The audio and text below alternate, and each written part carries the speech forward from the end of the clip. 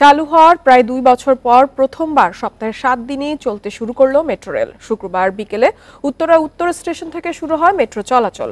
ছুটির দিনে মেট্রো চলায় উচ্ছ্বসিত নগরবাসী। আন্দোলনের সময় হামলায় ক্ষতিগ্রস্ত হওয়ার 62 দিন পর চালু হয়েছে কাজীপাড়া স্টেশনও। মিরপুর 10 স্টেশনও দ্রুত চালুর আশায় ডিএমটিসিএল-এর কর্তৃপক্ষ। মেট্রো রেল স্টেশনে যাত্রীদের উপচে পড়া ভিড় দেখে বোঝার উপায় নেই এটি ছুটির দিনের দৃশ্য। চালু হওয়ার প্রায় 2 বছর পর প্রথমবার শুক্রবার চলল মেট্রো রেলের চাকা।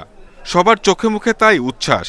শুক্রবারে শুধুমাত্র বিনোদন কেন্দ্রিক যে জায়গাগুলোতে যাই সেজন্য আমাদেরকে বের হতে হয়। এজন্য মেট্রো রেল খোলাতে আমার মনে হয় ওই ভোগান্তিটা কিছুটা হলেও কমবে। শুক্রবার চালু থাকলে আমাদেরও সুবিধা হয়, কারণ আমাদেরও তো দরকার হয় মাঝে মাঝে শুক্রবার। দুপুর 3:30টায় উত্তর স্টেশন থেকে যাত্রা করে প্রথম ট্রেন। ছুটির দিন সহ সব দিনই ট্রেন চলাচলের সময় বাড়ানোর দাবি যাত্রীদের। শুক্রবার ছুটির দিন যেতে চাইতাম, কিন্তু যেতে পারতাম না এত জ্যামের জন্য, বা কোথাও গেলে অনেক কষ্ট হতো জ্যামের জন্য। এখন এই মেট্রোর জন্য অনেক সহজে যাওয়া যাচ্ছে। শুক্রবারটা ডে চালু থাকাটা আমাদের জন্য অনেক ভালো যাতায়াতে, কারণ অফিস আদালত বন্ধ, কিন্তু মানুষ তো বের হয়।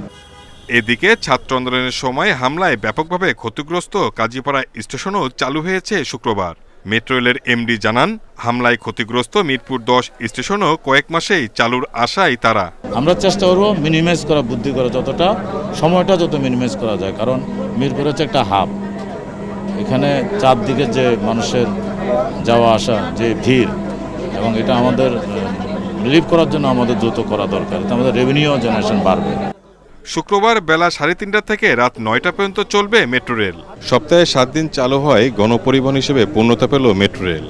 এতে যাত্রীদের যানজট থেকে ভোগান্তি যেমন কমবে, তেমনি কর্তৃপক্ষের আয়ও বাড়বে, এমনটাই প্রত্যাশা যাত্রীদের।